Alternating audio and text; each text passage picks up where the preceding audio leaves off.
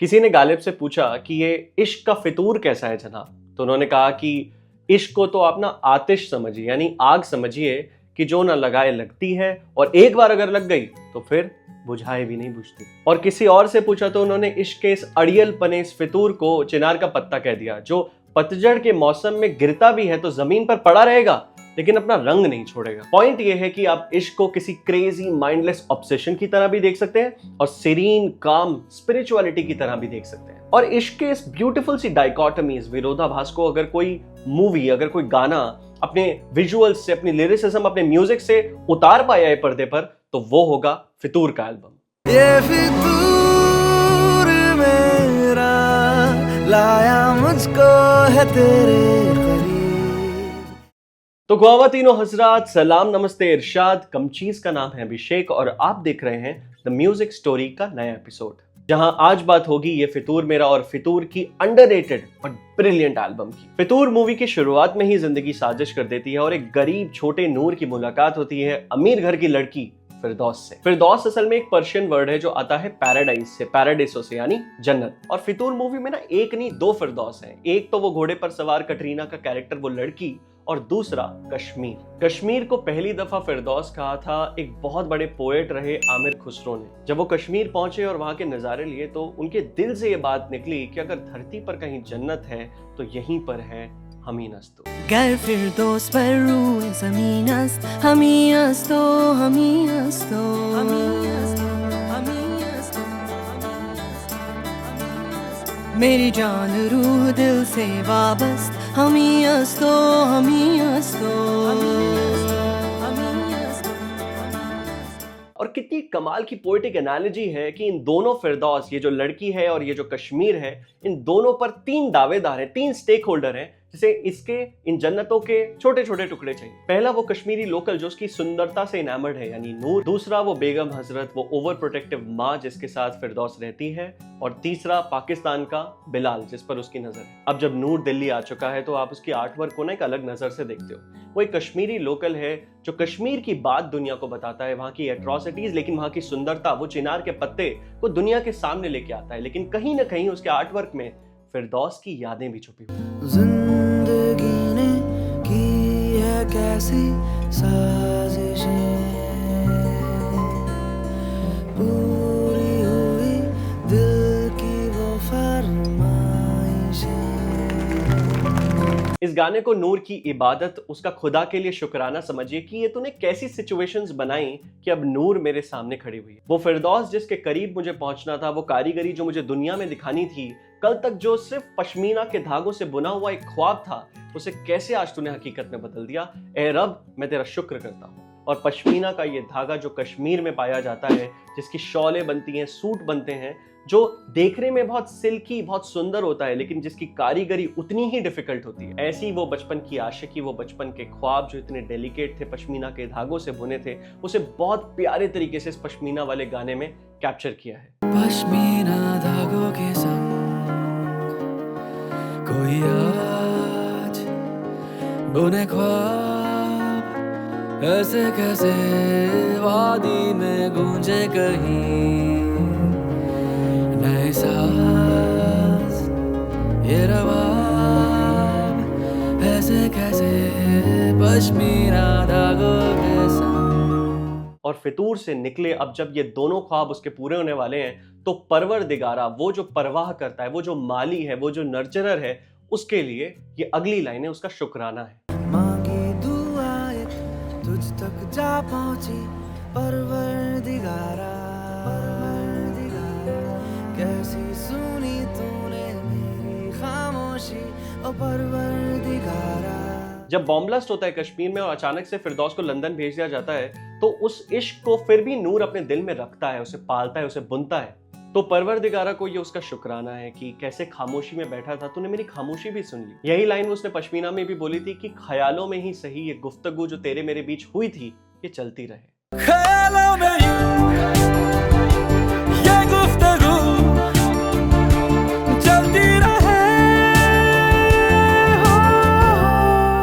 और इस जगह पर पहुंच के फितूर वो लैला और ला इलाहा इल्लल्लाह का फर्क खत्म कर देता है। क्योंकि ये बात बिल्कुल सच है कि इस दुनिया में इश्क की फितूरी को उतनी जगह नहीं है, लेकिन अगर ये फितूरी भगवान के लिए हो, अगर रावण 10,000 साल एक टांग पर खड़ा होकर शिवजी के लिए तपस्या करता है, तो इस बात को हम बहुत रिस्पेक्ट करते हैं। और उस विश्वामित्र की पूजा होती है जो अपनी फितूरी, अपनी तपस्या में तपस्वी बने, ब्रह्म ऋषि बने। और यहाँ वो अब उस फितूर की बात कर रहा है जो उसे फिरदौस, जन्नत, कश्मीर और उस खुदा के करीब लेके गया। और इस पॉइंट पर वो क्राफ्ट्समैन, वो लवर, वो भगवान की तपस्या करने वाला नूर सब एक हो जाते हैं और वो फिरदौस, उस जन्नत, उस खुदा और अपनी आर्ट के करीब जा रहे हैं इस फितूर के थ्रू। ये फितूर मेरा लाया मुझको है तेरे करीब, ये फितूर मेरा रहमत तेरी, ये फितूर मेरा मैंने बदला रे मेरा नसीब। फिरदौस की माँ यहाँ दिखाई गई है बेगम हजरत, जिसे बहुत ब्यूटीफुली प्ले किया है तब्बू ने। बेगम ने बहुत जोर से अपना दिल लगाया था, लेकिन जब उनका दिल टूटा तो आप देखोगे कि उनकी जिंदगी से रंग फिर कुछ ऐसे गए कि उनके कपड़े, उनके महल, उनकी आंखों के नीचे के घेरे और उनका मिजाज सब काला हो गया। और ये फिरदौस जो कश्मीर की बर्फ की तरह एकदम प्योर, पाक साफ वाइट थी, ये बेगम के साथ रहते रहते उस पर भी ये रंग ऐसा चढ़ा कि उस पूरी एग्जीबिशन में उसे कोई पेंटिंग समझ नहीं आती सिवाय एक पेंटिंग के जो काले रंग की है। और यही वजह है कि वो नूर की सूरत, सीरत उसकी आंखों में देखने से पहले नीचे उसके काले जूते देखती है। तो फाइनली परवरदिगारा ने अब कुछ ऐसा खेल दिखाया है कि चमचमाते काले जूते पहनकर जब नूर उसके सामने आया, तो अब पहली बार आप नोटिस करना कि फिरदौस यहाँ ऊंचाई पर नहीं खड़ी है, अब वो आके नूर की बराबरी पर खड़ी है। धीमे धीमे जल रही थी ख्वाहिशें, दिल में दबी घुट रही फरमाइशें। गाना ये चीज बहुत ब्यूटीफुली कैप्चर करता है कि ऑब्सेशन और फितूर उस आग की तरह है जो अगर कंट्रोल से बाहर निकल जाए तो पूरे जंगल में आग लगा सकती है, सब कुछ राख कर सकती है। लेकिन अगर कंट्रोल में धीमी आंच पर रहे तो एक पूरे परिवार, एक पूरी दुनिया का पेट पाल सकती है। जैसे पिछले वाले वर्स में पश्मीना की बुनाई की बात करी गई क्योंकि वो इतना डेलिकेट होता है, तो अब उसी चीज को कंपेयर किया है धीमी जलती आग पर, जिस पर नूर ने अपने फितूर को, अपनी क्राफ्ट्समैनशिप, अपनी मोहब्बत को धीमी आंच पर धीरे धीरे पकाया इतने सालों से। और किसी तपस्वी का वो फोकस जो अपने फिरदौस के लिए, अपनी मोहब्बत के लिए दुनिया की सारी फरमाइशें सब छोड़ देता है, बस एक फोकस होता है उसका। और फिर ऐसे में खुदा एक दिन उसकी सुन ही लेता है। बन के धुआं वो तुझ तक जा पहुंची परवरदिगारा, दीवानगी की हद मैंने नोची ओ परवरदिगारा। फितूर मूवी में अमानत, निशानी और कैसे इनमें प्यार बसता है, इस बात पर बड़ा जोर दिया गया है। इसीलिए जब दोनों दिल्ली में साथ मिलते हैं तो हुमायूं टूम जाते हैं, जो निशानी है, अमानत है, जो उनकी बेगम ने बनाई है हुमायूं की याद में। और अब आप इस चीज को नोटिस करना कि नूर का बनाया एक एक आर्टवर्क एक अमानत, एक निशानी ही है जो वो फिरदौस और कश्मीर के लिए बनाता है। ये फितूर मेरा लाया मुझको है तेरे करीब, ये फितूर मेरा लाया मुझको है तेरे करीब, ये फितूर मेरा रहमत तेरी। यही तो वो अमानतें हैं, वो निशानियां हैं जो एक कश्मीरी लोकल लड़का नूर इस दुनिया में लेके आया है। उसने बचपन से यही सब तो देखा, बार्ब्ड वायर्स, कटीली तारे, वो फेंसिंग हर तरफ, वो GL-202 जो एक्चुअली टीयर बॉम्ब होता है, जो उस सिचुएशन, उस कॉन्फ्लिक्ट को दिखाता है जो कश्मीर में एग्जिस्ट करता है। लेकिन उस सब के बीच वो लाल चिनार का पत्ता भी। जब उसके तन पर कपड़े नहीं है तो ये सिर्फ आदित्य रॉय कपूर की बॉडी दिखाने के लिए नहीं है, ये बात दिखाने के लिए है कि वो एक्सप्रेशन अब कितना नेकेड, कितना ऑनेस्ट, कितना वल्नरेबल हो गया है।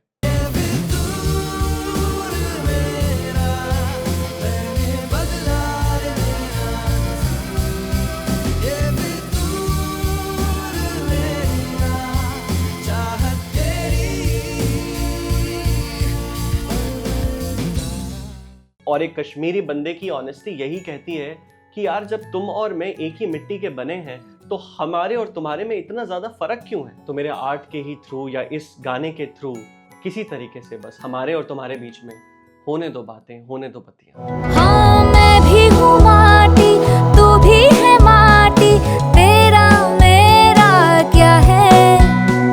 क्यों है खड़े हम खुद से इतनी दूर?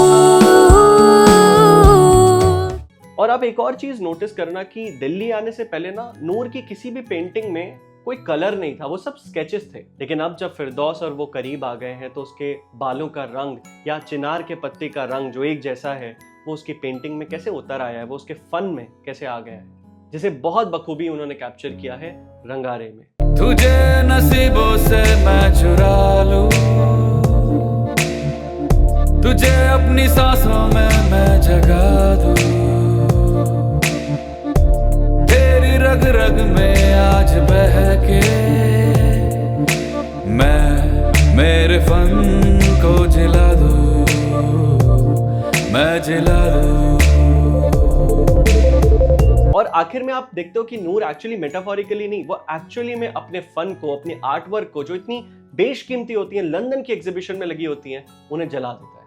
और बदले में फिरदौस भी फिर अपना काला रंग छोड़कर वो बेगम हजरत की आखिरी अमानत को उनकी कब्र में डालकर दौड़कर सफेद रंग में वापस फाइनली आती है और दोनों गले लगते हैं। और कितना प्यारा मर्जर और संगम है हर गाने का, हर आर्ट वर्क का फितूर के, कि जब वो गले मिलने आती है सफेद कपड़ों में तो उस वक्त नूर ने जो शॉल पहनी होती है वो पश्मीना की शॉल होती है, जिसे वो खोलता है और फाइनली उसे कंप्लीटली एक्सेप्ट करता है।